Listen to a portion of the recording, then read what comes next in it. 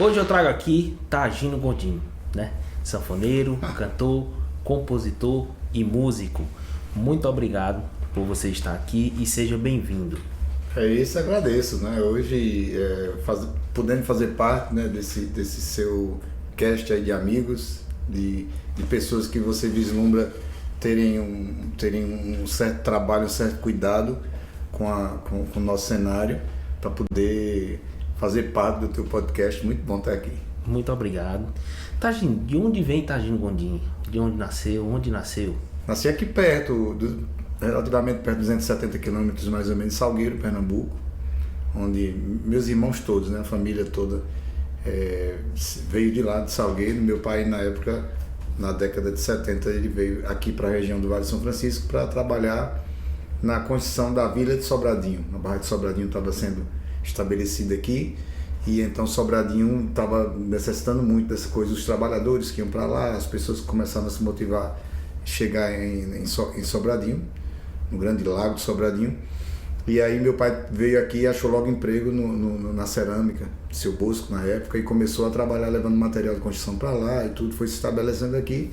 E aí a minha mãe, uns 2 anos depois, veio para cá e trouxe os 10 meninos no caminhão de boia fria, né? Uhum. E aí viemos para cá para morar. Então eu moro em Juazeiro desde 2 anos de idade. Cheguei aqui com 2 anos de idade. E aqui a gente foi ficando. Aqui todo mundo foi estabelecendo família, né? Foi aqui que eu me encontrei já criança, adolescente e minha fase adulta também. O meu encontro com a música também se deu aqui. E na infância você já teve essa ligação com a música?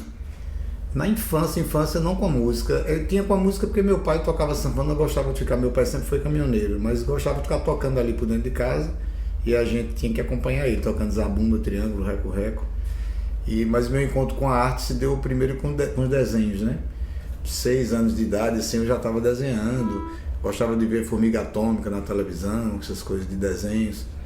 Depois, mais tarde, He-Man, She-Ra, Thundercats, essas coisas todas eu desenhava. Eu lia muito gibi, eram muitos gibis que eu lia o tempo inteiro, e eu fazia minhas historinhas em quadrinhos, criava meus personagens.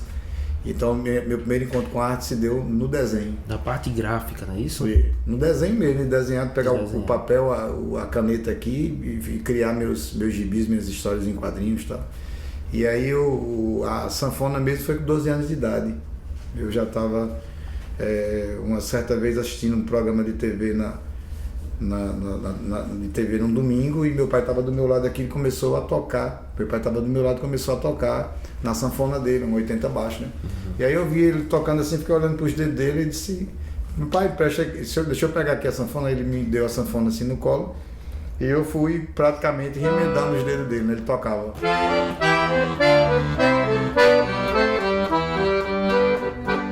Quando olhei a terra dentro, a fogueira de São João, eu perguntei a Deus do céu, ai, por que tamanha judiação?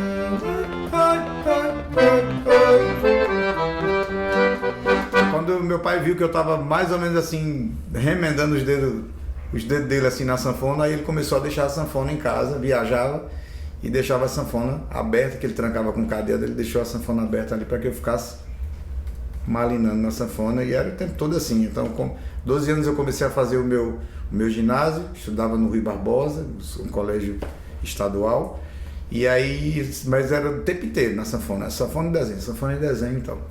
Então eu fui me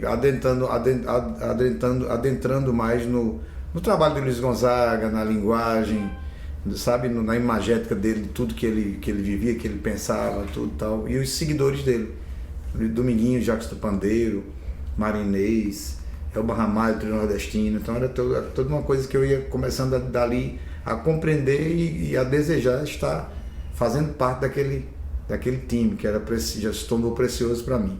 Paralelo a isso, eu ouvia muito, por conta dos meus irmãos, eu ouvia muito Gil, Caetano, Chico Buarque, Gal, Bethânia, o tempo inteiro. Minhas outras irmãs eu ouvia Legião Urbana, Lobão, e sempre fui bem próximo nessa vertente musical. E O meu pai, por sua vez, aprendeu a tocar sanfona com o irmão adotivo de Luiz Gonzaga, que tinha sido criado pelos pais de Luiz Gonzaga lá no Araripe, né? Chegou a morar com os pais de Luiz Gonzaga no Araripe. Quando o Luiz Gonzaga lá atrás mandou buscar os pais dele para morar com ele no Rio de Janeiro, carregaram esse menino, Eugênio, com eles, lá pro Rio. Lá ele ganhou a primeira sanfona que o Luiz Gonzaga deu. E lá também ele resolveu vir embora, vendeu a sanfona para comprar roupa e tal, vendeu a sanfona e chegou no Nordeste sem sanfona. Aí chegou no Jati ali, por ali, e aí disseram para ele, o filho de Zeca Tagino lá na Formiga, em Salgueiro, tem uma sanfona nova. Ele foi conhecer meu pai. Meu pai era caminhoneiro, meu avô tinha engenho de rapadura, cana-de-açúcar, e meu pai é quem fazia esse transporte desses produtos todos para o Rio de Janeiro. Então meu pai, louco por Luiz Gonzaga, inventou de comprar uma sanfona sem saber tocar. E ficava com essa sanfona novinha dentro do carro, mas sem saber tocar. E quando essa pessoa foi conhecer ele, disse, eu sou Eugênio Gonzaga, fui criado pelos pais de Luiz Gonzaga e tudo, e soube que você tinha uma sanfona. Aí meu pai botou ele para tocar e já foi uma paixão à primeira vista, né? Então os dois são amigos até hoje. Meu pai tem 91, o Eugênio deve ter 89 por aí. O Eugênio mora em Salgueiro hoje, atualmente. São muito amigos e irmãos mesmo até hoje. E Eugênio ensinou meu pai a tocar sanfona, e meu pai ensinou Eugênio a dirigir caminhão. Engraçado isso. Foi uma troca benéfica. E quando eu comecei a aprender a tocar, quando eu comecei a mostrar que eu tinha um jeitinho assim, meu pai começou a ensinar o que ele tinha aprendido, e depois esse Eugênio passou muito tempo com a gente, me ensinando algumas coisas. Então assim, o meu início foi assim, não foi tão autodidata porque eu tinha 2 professores, né? E principalmente de renome, né? Isso, no meu início. Depois foi que quando eu fui realmente abraçar a sanfona como instrumento de trabalho, eu comecei a encontrar, fazendo meus forrozinhos, começava a fazer um show antes tudo de dominguinhos. Isso começou com quantos anos? Eu acho que eu já devia ter meus 18 anos, mais ou menos 17, 18 anos, já nessa fase. Uma infância, basicamente, se preparando para esse período de tentar até arrecadar um dinheirinho próprio, não é isso? Era me preparando e também, ao mesmo tempo, eu ainda não sabia, ainda estava me decidindo ainda o que é que eu sei que eu amava a cor da música, amava a obra de Luiz Gonzaga, mas não sabia ainda. É tanto que eu trabalhei uns 2, 3 anos no Jornal de Juazeiro como diagramador e arte finalista, no tempo que em jornal... Hoje em dia não, você vai fazer uma matéria no jornal, o jornalista chega, pega o computador aqui, ele já sai com a página toda pronta. Sim. Ele mesmo já pronta tudo, já tem as medidas, já tem toda, né? Antigamente a gente tem que fazer os cálculos, você pegava o cara, ia imprimir, vinha com as matérias que iam ficar naquela página, você tinha que fazer o cálculo, que tipo de fonte de letra você ia usar para poder ver quando imprimia o texto que ia ser colocado. Ele já vinha no formato que você queria, você ia cortar ele, ia distribuir ele aqui, o espaço da foto. A foto era tirada, o fotógrafo entregava a foto para você, e aí o negativo, e você ia dizer, o negativo vai ficar desse tamanho, vai aumentar ou ele vai diminuir, para colocar. Os títulos das matérias também eram feitas no normógrafo, era feito quase que à mão, né? Tem uma régua que tinha... Ela tinha outro, tem o pincel que estava pegando aqui, tem outro que vinha aqui dentro da letra, fazendo os contornos, você ia fazendo. Então era um negócio mais artesanal. Hoje em dia está tudo mais fácil. Então você tem que realmente ter alguma habilidade artística de desenhista para poder conseguir fazer isso. Eu fazia no Jornal de Juazeiro, que era o único jornal diário que a gente tinha aqui na região, no Juazeiro da Bahia. Então assim, eu ficava muito naquela. Eu fui morar com meu irmão que tinha um cursinho pré-vestibular no Crato. Toniel Gondim tinha um cursinho lá no Crato, no Ceará. Fui morar lá. Com o Toniel já tinha começado a tocar umas coisinhas por aqui, fazendo aqui e ali, já tinha comprado umas abumbinhas e tal. Quando eu fui morar no Crato, de manhã cedo, eu dormia numa rede, na sala, do lado do som. Todo dia, quando dava umas 4h30 da manhã, eu acordava e pá no som. Aí eu ficava ali cochilando, ouvindo as coisas lá. Começava a ouvir coisas de Luiz Gonzaga que eu não tinha escutado, porque meu pai tinha muitos discos. Isso era rádio? Isso era no rádio. E aí ouvindo tal, aí eu ouvi uma música que bateu, quando a música tocou, o Carlos André cantando, eu não sabia quem era Carlos André. Aí eu, música massa essa. No outro dia de novo, todo dia tocava na rádio, né? Aí eu vou aprender essa música.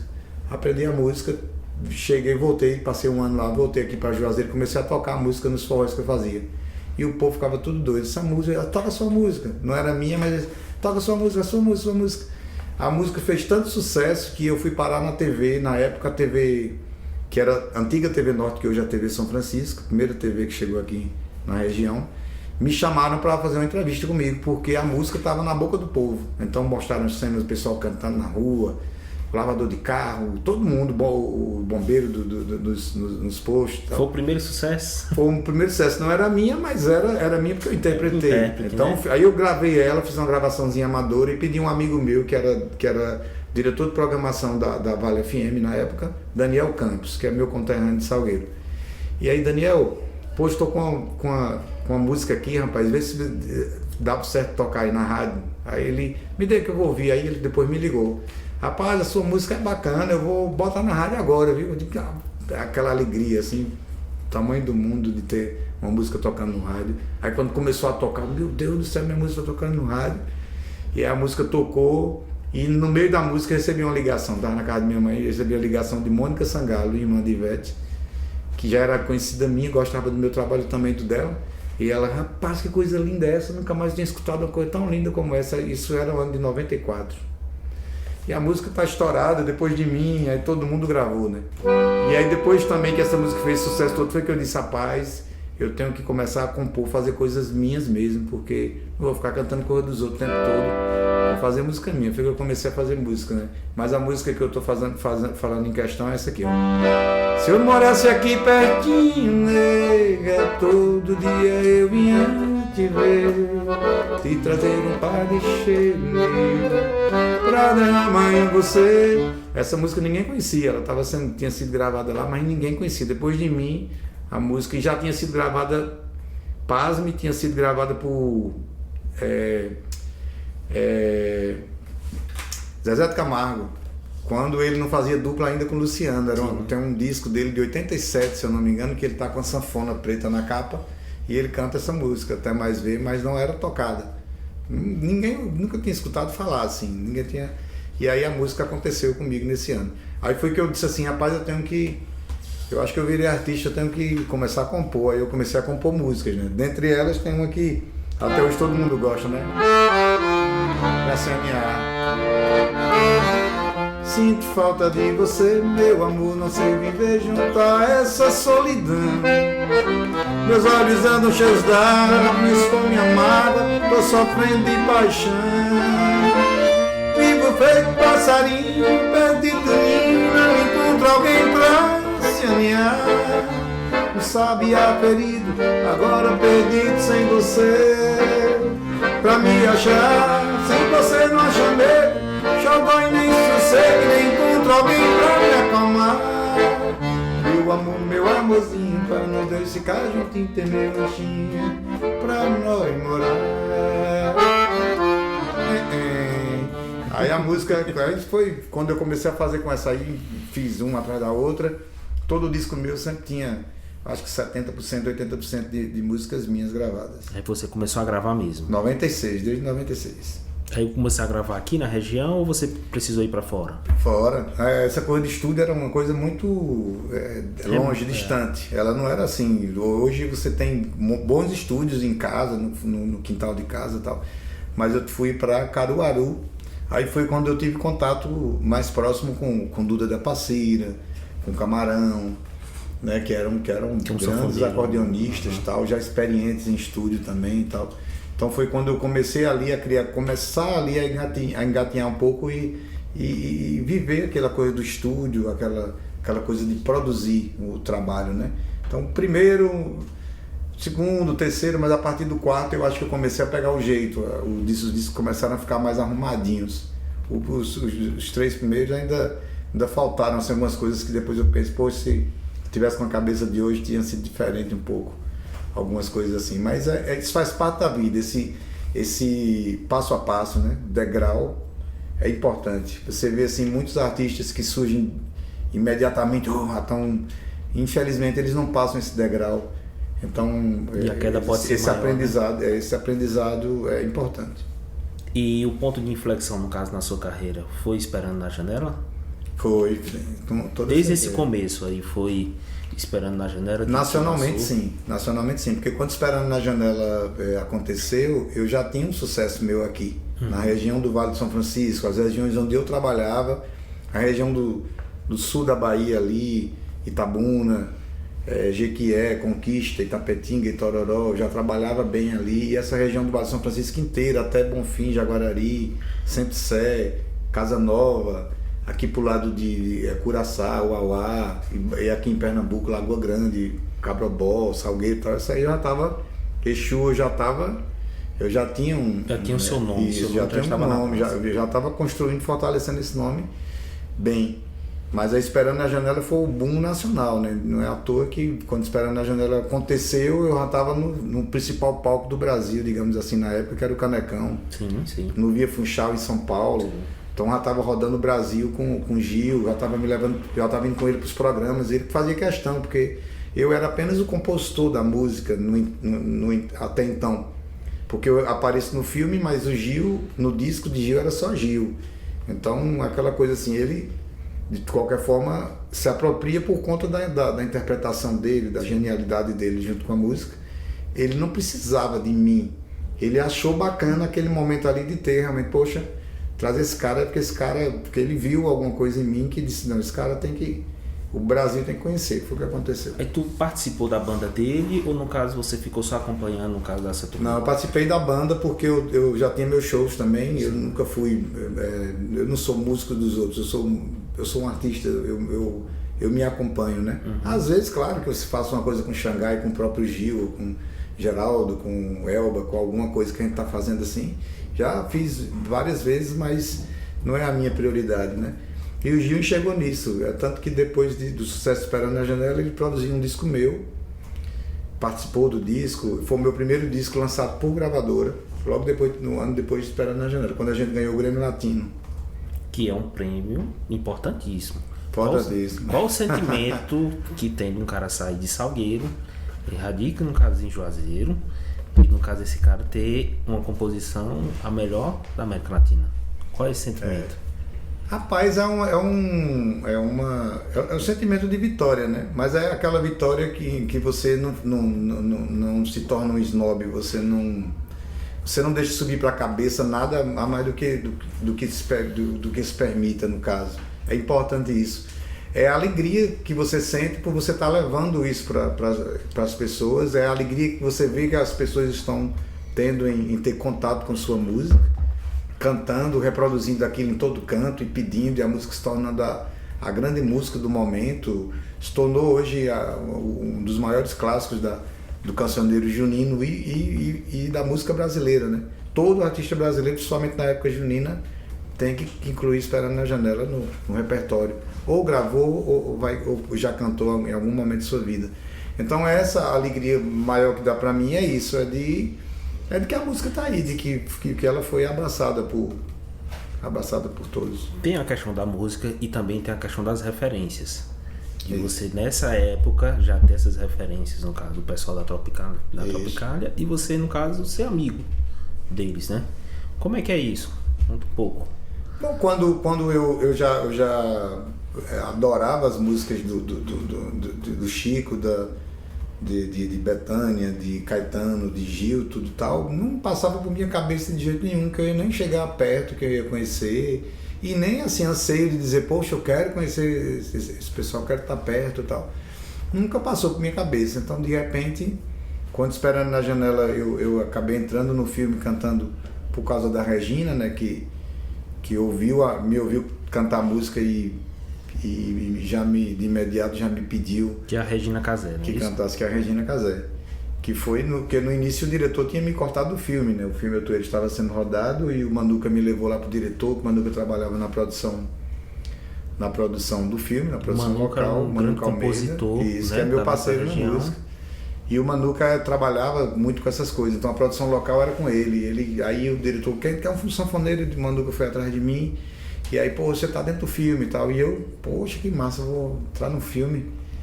Massa. Só que quando o diretor olhou assim, que ele me levou, isso aqui é que é o sanfoneiro do filme. O diretor olhou assim, disse, esse menino aí não tem cara de sanfoneiro não, não vai servir pra mim não. Aí eu fiquei fora, fui lançar esse meu disco, Esperando na Janela. Isso era 1998. E eu tava lançando o disco Esperando na Janela e aí fui fazer o meu São João, já tocava bastante, e quando eu voltei de São João, aí o Manuca criou uma festa lá para figurinista do filme, que era o aniversário dela, e aí todo mundo foi para essa festa e eu fui tocar na festa. E aí a Regina Casé chegou e começou a pedir música. Aí ela disse que tinha conhecido meu pai, tô reconhecendo que você é filho do seu Targino.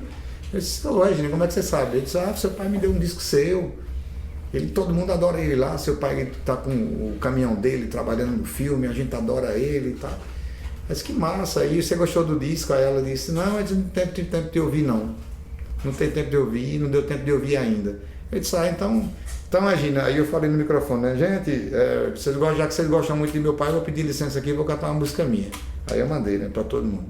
Aí tava Regina Casé, Estênio Garcia, Lima Duarte, Luiz Carlos Vasconcelos, que é um paraibano que estava no filme, né, que faz parte daquele romance, os três com a Regina Casé, né? Lima Duarte, Estênio Garcia, Luiz Carlos Vasconcelos e a Regina, o diretor Andrucha, todo mundo estava ali. Aí eu disse, gente, vou pedir para vocês, vou cantar uma música minha aqui. Aí eu mandei.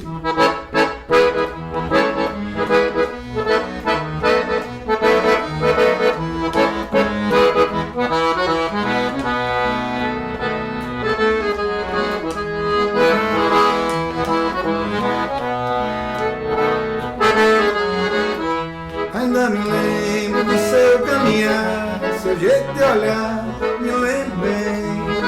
Fico querendo sentir o seu cheiro, daquele jeito que ela tem. O tempo todo eu fico feito tonto, sempre procurando, ela não vem. E esse aperto no fundo do peito, desde que o sujeito não pode aguentar. Esse aperto aumenta o meu desejo, eu não vejo a hora de poder lhe falar. Por isso eu vou na casa dela, falar do meu amor pra ela, vai. Tá me esperando na janela, não sei se vou me segurar. Por isso eu vou na casa dela. E pronto, a noite toda, toca a sua de novo, toca a sua de novo.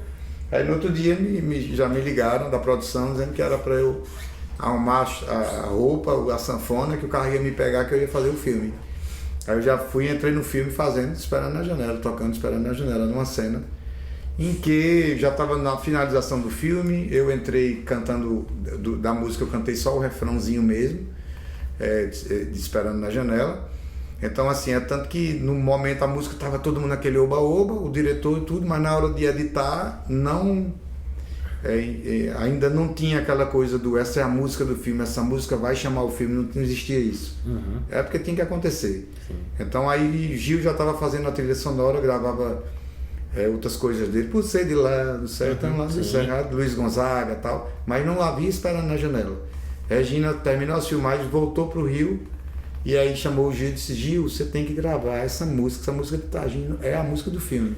Aí o Gil ouviu o disco, ela deu o disco para Gil ouviu o disco e gravou Esperando na Janela, depois que já tinha terminado o disco praticamente, já estava... Ele inseriu de última hora. Ele inseriu a música no repertório para gravar, gravou, e aí a música, né, quando lançou a música, foi a música que acabou chamando tudo, do disco de Gil e do filme. E os dois trabalhando juntos, aí a música foi maior do que os dois. Se tornou maior tanto que o disco e também do que o filme. Tanto que você vê que ela... E a música não foi usada, não tem nem Gil cantando no filme. Se você assistir o filme, você não vai ver Gil cantando Esperando na Janela, porque não existia. Não tinha... Enquanto eles estavam editando o filme, com as músicas que já estavam prontas de Gil estava aqui gravando ainda Esperando na Janela, e não podia não esperar o outro. E até porque eles não apostavam tanto, né? Não era música tema como Titanic, como Ghost, né? Que tem aquela música, né? Que é aquela trilha sonora, que é aquela que chama. Que chama. Então eles não achavam. Se eles achassem, eles teriam demorado mais para lançar, tinham pegado a música Esperando na Janela, tinham pegado a gravação de Gil, que está fenomenal, colocado no início do filme, né? Naquelas cenas, mas tinha entrado essa trilha de Esperando na Janela com toda certeza.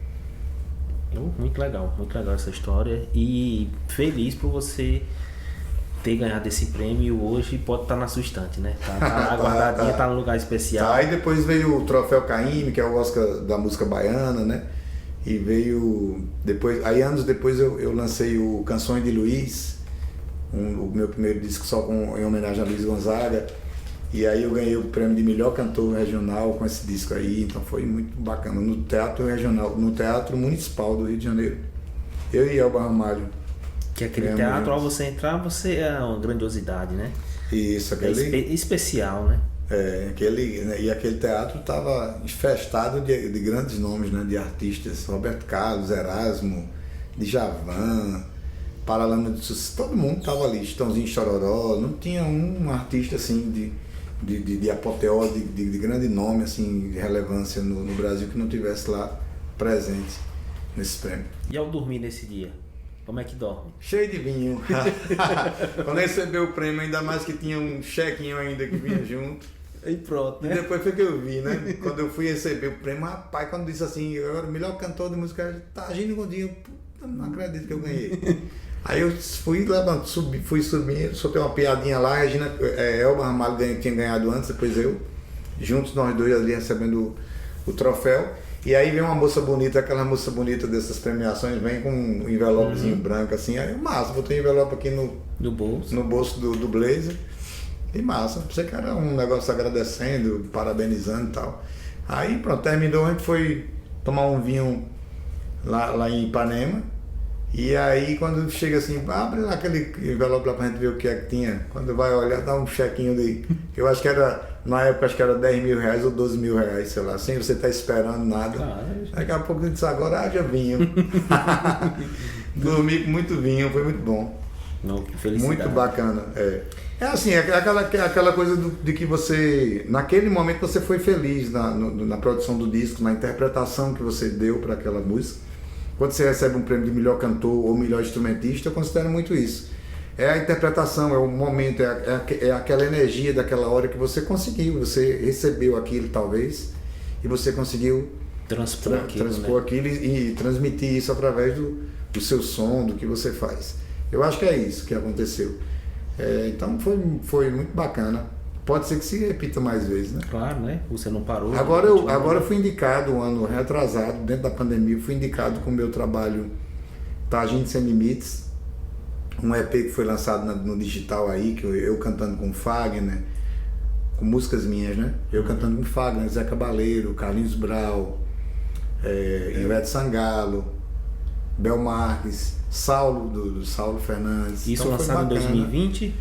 Eu tinha lançado as músicas um pouco separadas antes da pandemia, fui começando a lançar de 2 em 2 meses e tal, e depois a gente montou um EP com a gravadora, e esse EP entrou na indicação para o Grêmio Latino de 2020. E aí foi bacana a indicação, só por estar indicado já é um bom sinal, né?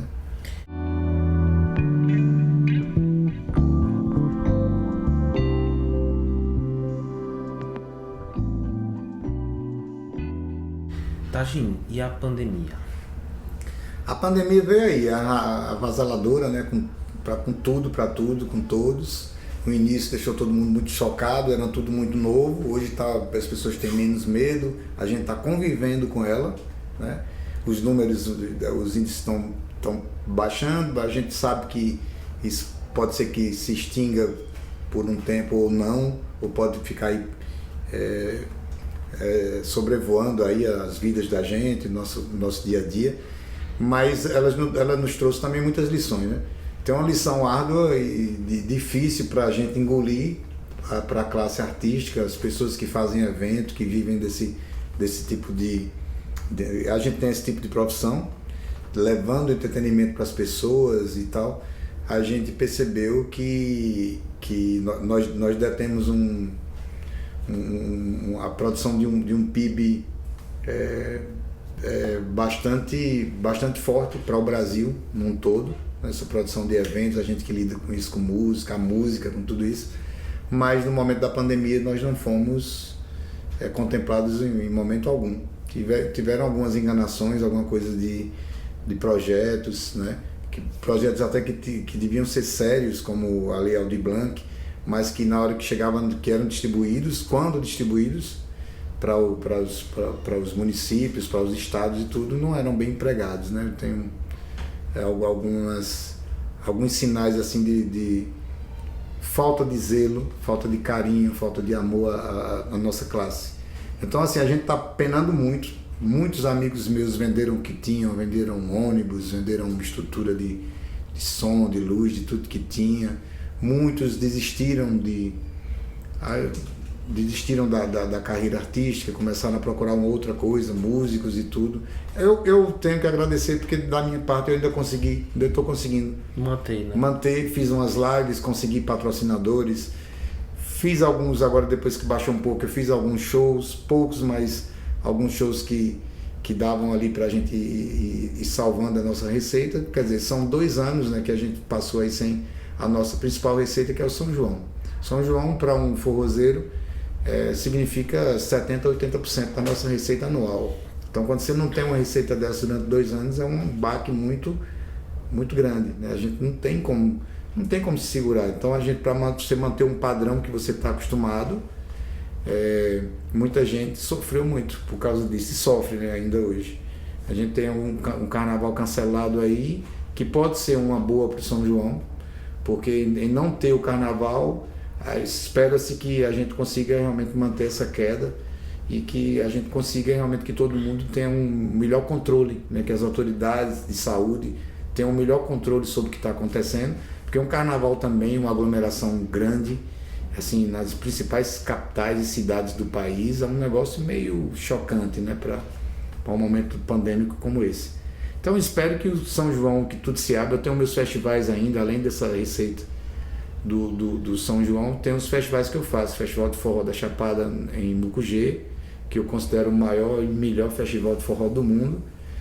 Tem um Festival de Forró de Itacaré, tem um Festival Internacional da Sanfona, que são eventos importantes para a cultura, que eu criei e que estão aí existindo ainda, mas que a gente precisa soltar isso na rua, né? E precisa muito que tudo baixe realmente, para que a gente possa seguramente anunciar a realização deles.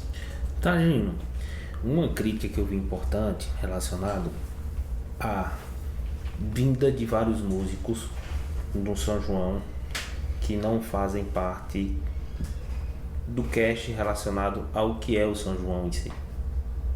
Por exemplo, a gente tem as críticas relacionadas ao sertanejo universitário, coisa do tipo, e cada vez mais o forró ficando cada vez menor. A cultura cada vez sendo diminuída por algumas corporações ou por algumas cidades, etc. O que é que você acha relacionado a isso?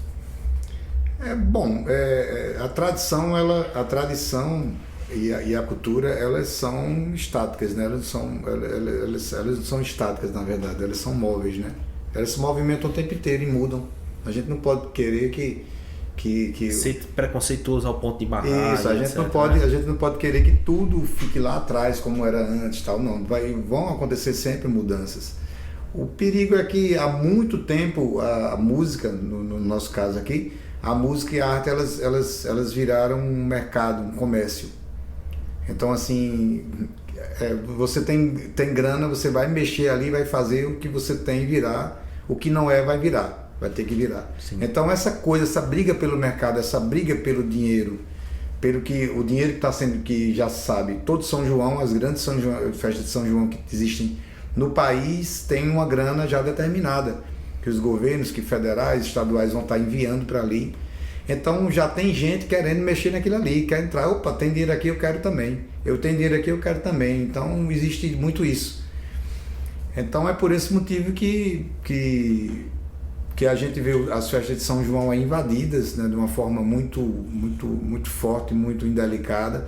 Você chega assim nas grandes festas de São João, de repente você vai ver um outdoor onde tem artistas do funk, artistas do sertanejo na frente, como se aquilo ali fosse o São João, e quando não passa de uma mentira, né? Os turistas, por sua vez, eles não vêm muito atrás disso. Os turistas vêm para aqui para o Nordeste, para viver o forró, o São João mesmo, de verdade. Então eles vê sertanejo, vê outro tipo de segmento, a gente vê em toda a época do ano, né? Diferente de um turista chegar e ver: olha pro céu, meu amor, veja como ele está lindo, olha pra aquele balão multicor, céu vai sumir.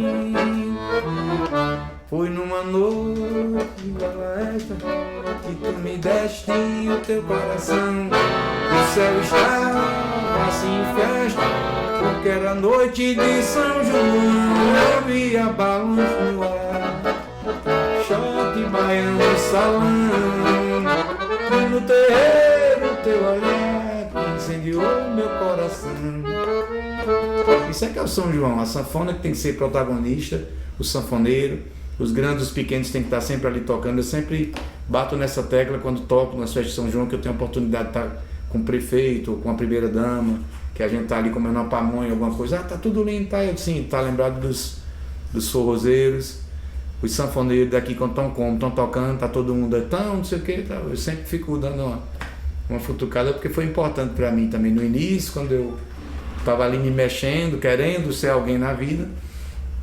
Eu contava muito com isso, eu tocava nas lojas, no mercado, no comércio, né?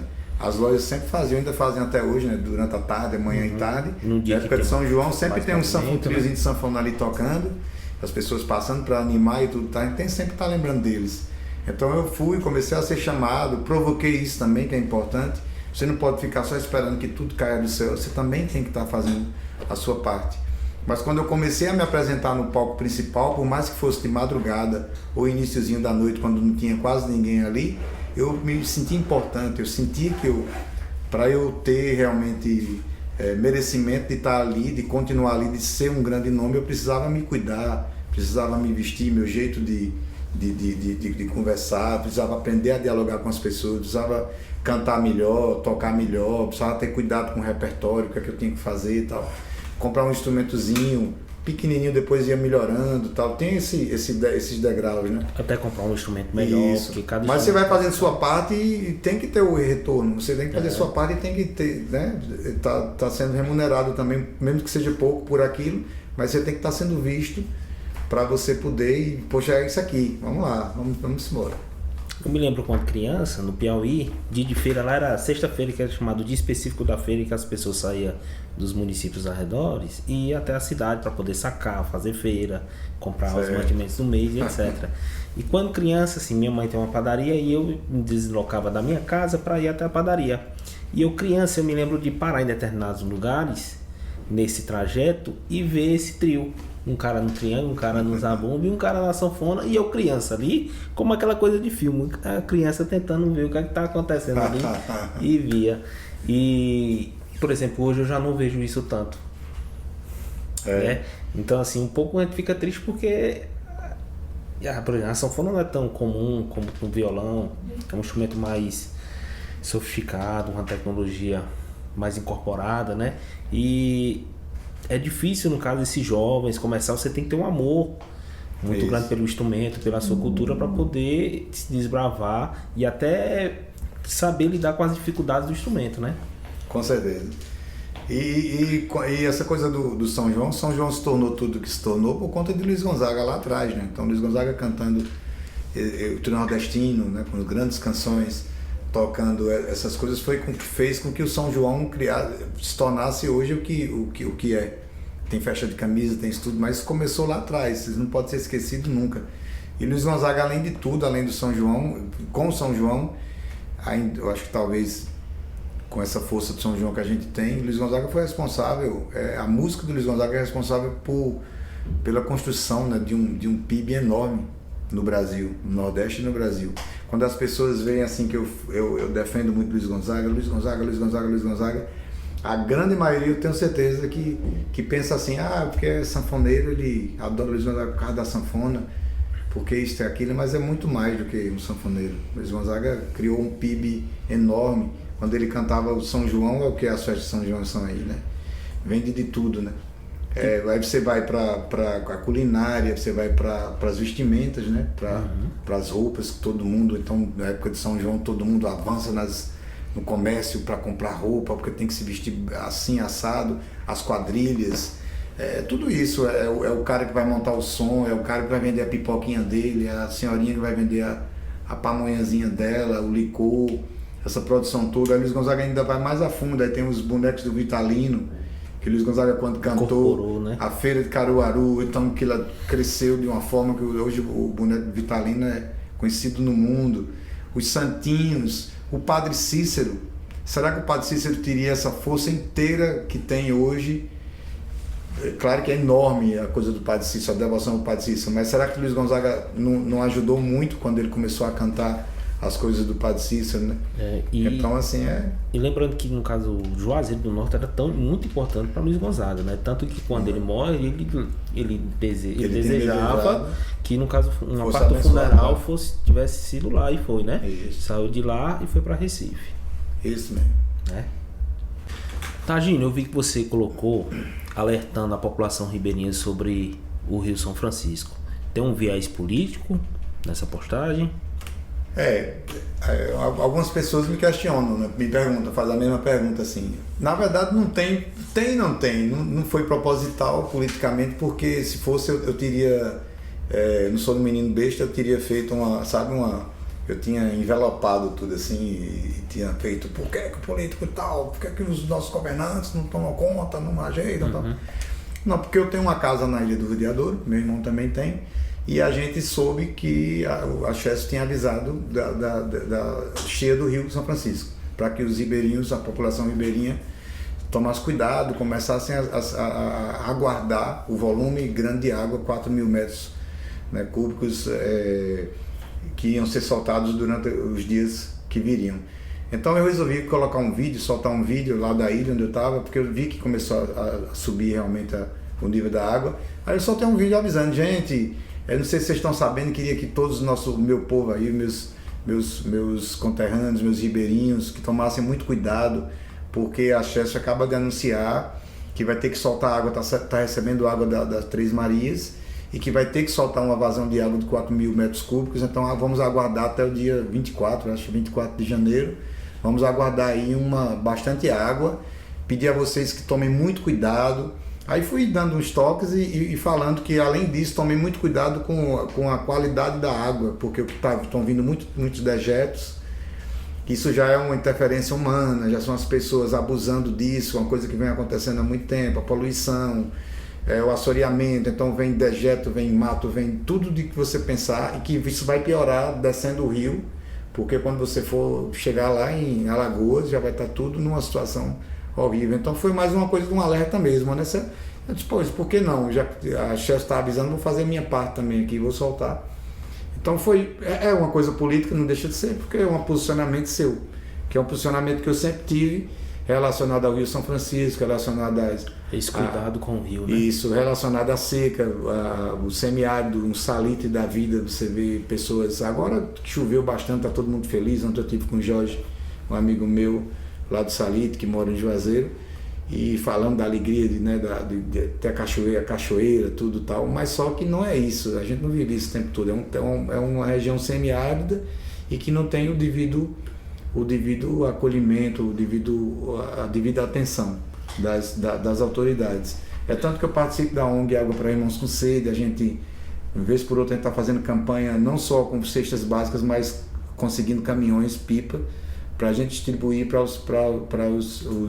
as comunidades aí que estão mais necessitadas de água para beber. A gente perto do Rio São Francisco e o povo passando sede. Poxa. Tagino, você me relatou sobre a questão dos festivais, direcionados ao forró. Você até é produtor também dessa parte. Isso. Queria que você relatasse um pouco sobre isso.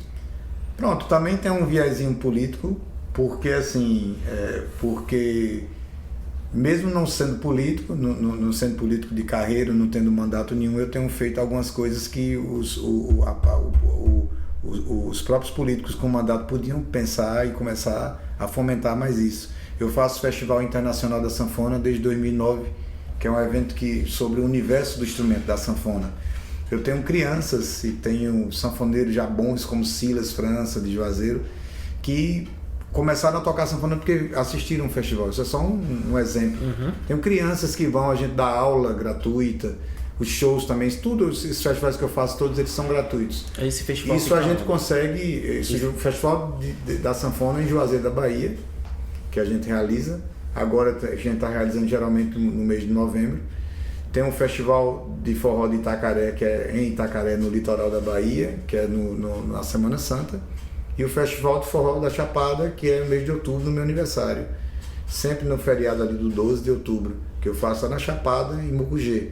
São festivais e eventos gratuitos que eu consigo apoios da prefeitura e apoios também de deputados que vão, através de emenda, conseguir me apoiar. E os artistas também do forró e os meus amigos, a minha carta de relacionamentos, né, que eu tenho, que é grande, e eu consigo muita ajuda mais ou menos nesse formato.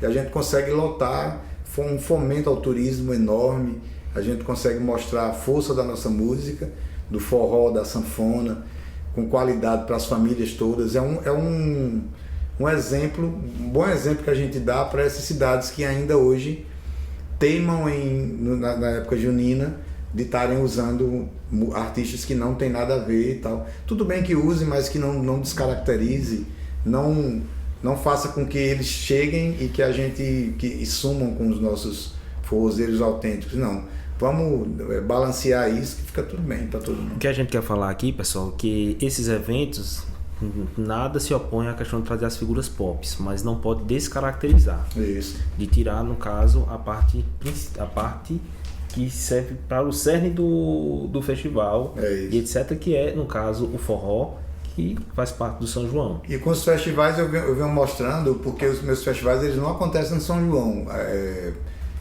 É bom que as pessoas saibam que um festival de forró da Chapada, festival de forró de Itacaré, festival de forró da sanfona não é um São João fora de época. São eventos independentes. A música da gente, a música que eu faço, eu vivo o ano inteiro. Claro que o São João é a minha maior receita, mas eu vivo o ano inteiro tocando, eu não preciso, meu forró é world music, é música do mundo, não precisa estar... Eu até fiz uma música com essa brincadeira, né? Mas assim, mais ou menos assim.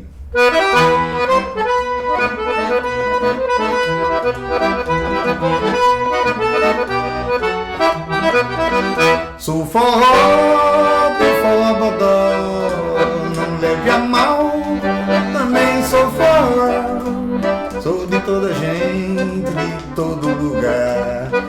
Sou ritmo quente, feito pra dançar, estilo da terra, baiano, coisa e tal. Sou do pé de serra, sou do music hall, sou do forró.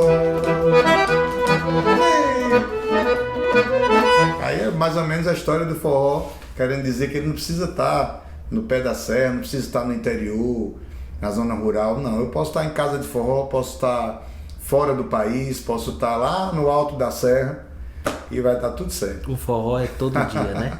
Todo dia, e a música de Luiz Gonzaga e de Dorival Caymmi, desde a década de 40, coincidentemente os dois chegaram no Rio de Janeiro bem próximos, no mesmo período, e os dois fizeram, a história da música brasileira começou a mudar exatamente quando os dois nordestinos chegaram. Caymmi com samba e Luiz Gonzaga com baião. Transformaram a ideia da música popular brasileira totalmente. O que é que significa o sertão para você, em uma palavra? O sertão, para mim, é vida, né? Em uma palavra só. Quem é Tagino? Tagino Gondim é sanfoneiro do povo. E o que é que ele luta?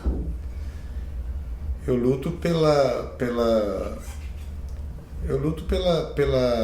alegria do povo. Tagino, muito obrigado pela sua presença, de você trazer aqui um pouco da sua história e um pouco do sertão aqui pra gente, que é o cerne do nosso programa, tá?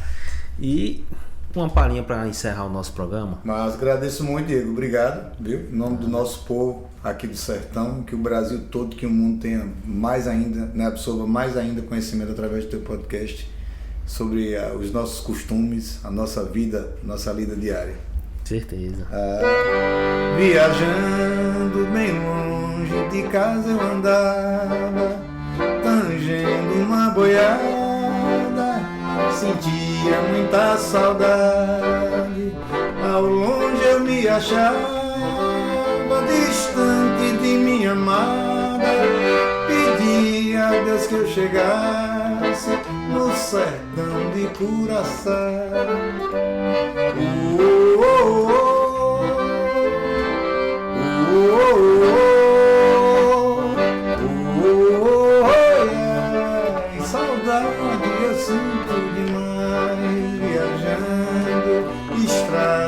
e mais estrada, zoava entre as serras o berro da boiada.